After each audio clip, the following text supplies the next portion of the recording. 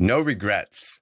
You've probably seen this on people's arms tattooed, or you've heard it in songs. No regrets, no regrets. Live life with no regrets.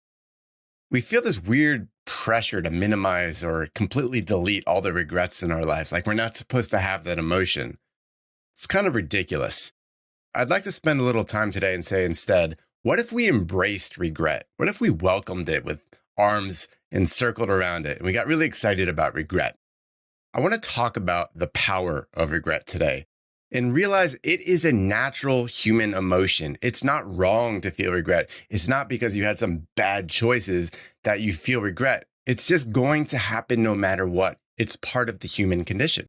So today I'd like to highlight some of why we feel regret, what those regrets are, and then discuss a strategy on how we can use it to our advantage, both in career and in life. This is part of living uncaged. Before we dive in, if you find value in this show with Uncage Yourself, I would be ever so grateful if you jumped on over to Apple Podcasts or Spotify and left a quick review. It means the world to me and it keeps this show going. All right, my friend, let's dive right in.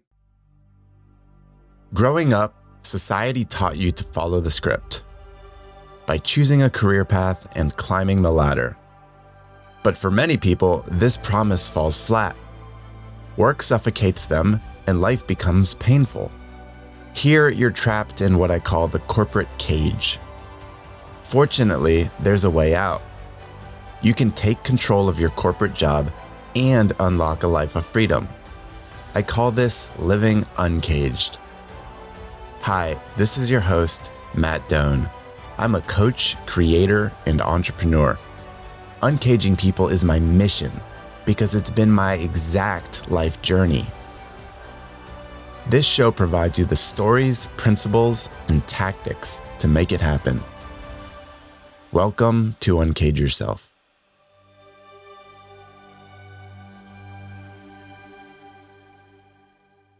Okay, so we've got 3 items we're going to talk about today regarding regret. Number 1 is how we typically view regret. Second item is the types of regret that we face. And number 3 is what's a real strategy we can use for intaking regret and using it for personal development. So those are the 3 points. Let's start with the first one, how we view regret. So I've studied a lot about regret over the years. I remember, must have been almost a decade ago at this point, I read a very impactful blog which turned into a book by the palliative care nurse, Bronnie Ware. And she talked about the 5 regrets of the dying. There's a couple that really stood out to me and made an imprint in my mind. Things like, I wish I'd had the courage to live a life true to myself and not the life that others wanted me to live. A second one would have been, I wish I hadn't worked so hard. These things really hit me hard, and it formed the basis of me going from this state of being caged in life to living uncaged, where I started to live life on my own rules, knowing that regret was something I'd felt, and regret is something I didn't want to feel so much in the future. So understanding the psychology of regret is really important. I started to internalize that several years ago. Now, I didn't used to be this way, right? Before I started studying it, before I'd faced a lot of challenging life scenarios, like always being on the road and getting divorced and not seeing my kids so much anymore, some things that really wrecked me. I didn't understand regret the way that I do now. Before, I went all in on career with this no regrets mentality. I needed to tie my self-worth up in work because that's what was programmed into me growing up. And I knew that, at least my younger self knew that would leave me with no regrets. If I gave it all, left it all out on the playing field, so to speak, at work, get promoted, get those title bumps, get that salary, that compensation, everything, right? That's where I felt this no regret attitude. And look where that landed me. That landed me in a really bad spot. It tore me down, took me to rock bottom, and I had to rebuild my life. So that's how I used to view regret, was kind of this no regrets mentality. And then I started studying it, part of rebuilding my mental health and understanding how to be Matt 2.0. I needed to understand things like how the mind worked, how regret and other emotions worked, human nature. So that leads me to my second point today, are the types of regret that we face. Now, Daniel Pink, one of my favorite authors, he wrote a recent book, which is kind of the basis of this episode today. He called it The Power of Regret. In the last few years, he ran a study called the American Regret Study. It's a lot of really interesting findings. I actually participated in it several years ago too, so it's cool to have my data be a part of this. But he found things like 82% of adults experience regret. Not that shocking, but still a really large number, right? And these regrets, they span a wide range of domains in your life, whether it's career, family, friends, education, health, financials, these sorts of things. It's all over the place. And we experience them constantly, right? It's both in our past. We're also a little bit worried about future regrets that might come about. But Daniel framed these regrets into 4 overall categories, which I think is a really useful way to think about them. So 4 types of regret. Number 1 is foundation regrets. This is where you are choosing short-term over long-term needs. It comes to mind like, if I'd only done the work. This is the regrets that you really think about. For example, if you don't do the work early in your career to build a wide range of experiences, test yourself, grow new skills, meet new people, and instead choose pleasure activities like binging on Netflix, always hanging with your buddies, this is not choosing the right type of work that benefits you in the long term. These are foundation regrets. Maybe you didn't use your 20s wisely. So you think, if only I'd done the work. That's what goes through your mind when you feel those types of regrets. So that's foundation regrets. Second regret is boldness regrets. This is where you play it too safe, or you just settled for what you had. Whether you just let a bad job continually happen to you, or a toxic work culture just overrun your life, and you thought, this is just how it is, and you just let that happen. Or you didn't get out of a bad relationship soon enough. You just settled and you just say, this is as good as it gets. I might as well be thankful. This is where you know you should be more bold, where you should have taken risks, left someplace, tried something new, pushed yourself into a new environment, taken on a worthy fear. These types of risks, these boldness regrets, make you think, if only I'd taken that risk, right? You know that feeling. I've felt it. You've felt it before. That's boldness. Third type of regret is moral regrets.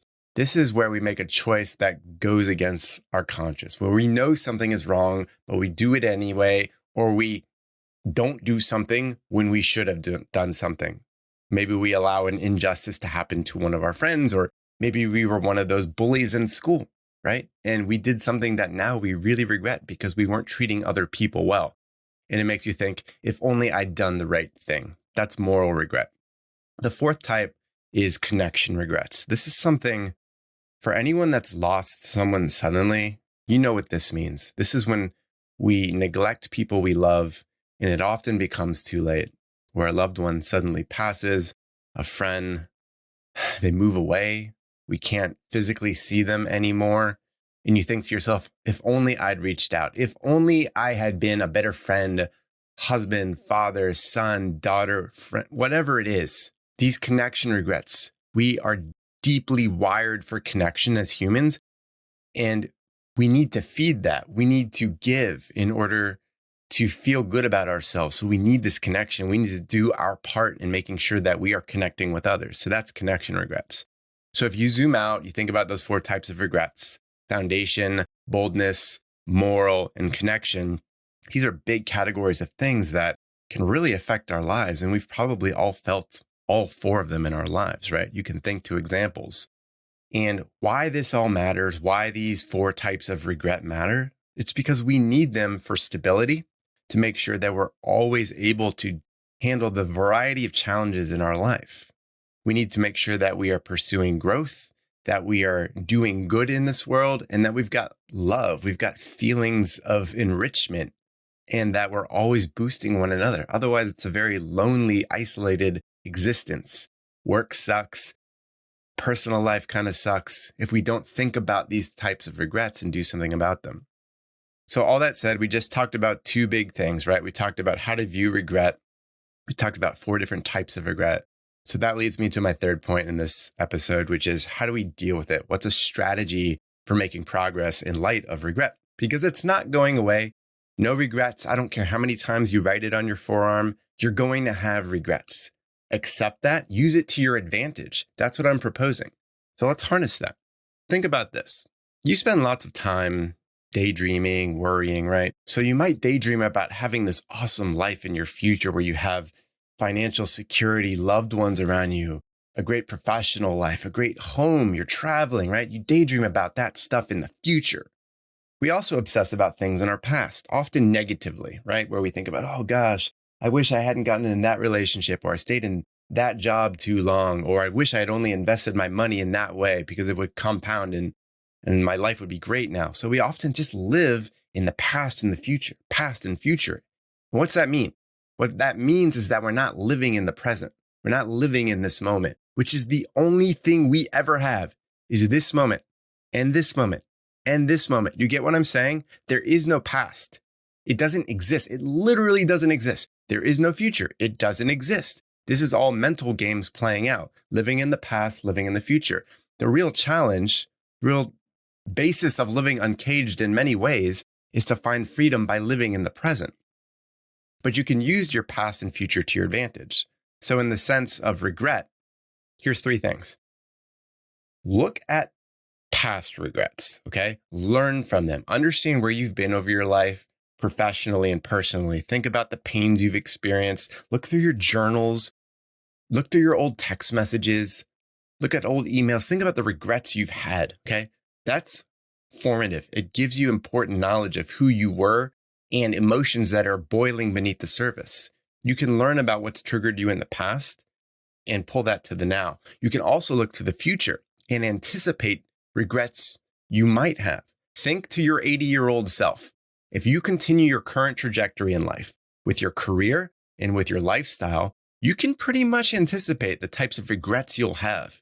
I bet you got pretty darn good accuracy on what those will be. Some of those might really scare you. You might not want to talk about them, but they're real. Use that information now. Pull that knowledge from your 80-year-old self into the now. Pull your past self regrets into the now and apply that knowledge. Use your regret knowledge of the past and of the future and use that in the now, which again is the only thing you ever have is now. So that's a big smack in the face. I hope you understand the point of this, right? I'll give you an example with my kids on how I've learned to do this over the years.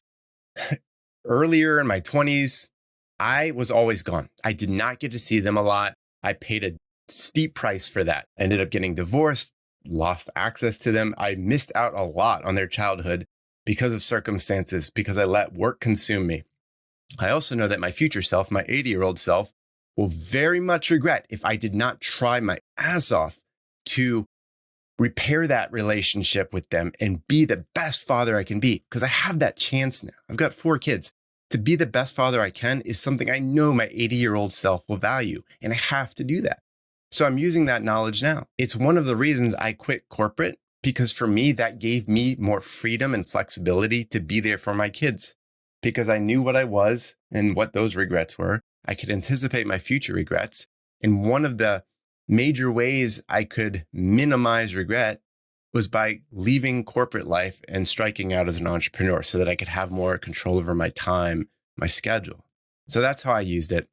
This is a concept I teach a lot with my coaching clients. It's a core element of Uncaged Academy, which is the cohort course I teach. It's a 4-week sprint. You can see that in the show notes as well. But I hope you understand that regret is a really important emotion. Don't try to wipe it away and delete it from your life. None of that nonsense. It's important. It's going to always be there. So use it. Look to your past, anticipate your future, pull that information to the now. Okay? Use it. I hope this sticks. Definitely go check out Daniel Pink's The Power of Regret. It's an amazing book. I actually got to meet him at a book signing several months ago out in California. And it was like meeting one of my heroes, and his content was just so timely for where I am in life right now. So this is me trying to gift that on to you. I hope you find ways to use it. Talk about your regrets, journal about them, reflect on them. Use that knowledge now in your professional life and in your personal life. I hope this helps. We'll chat soon. Hey, Matt here. Thanks for listening to Uncage Yourself. For show notes and more content like this, head over to uncageyourself.fm. And if you liked what you heard, I'd appreciate you leaving a review on Apple Podcasts or Spotify. Until next time, be well, my friend.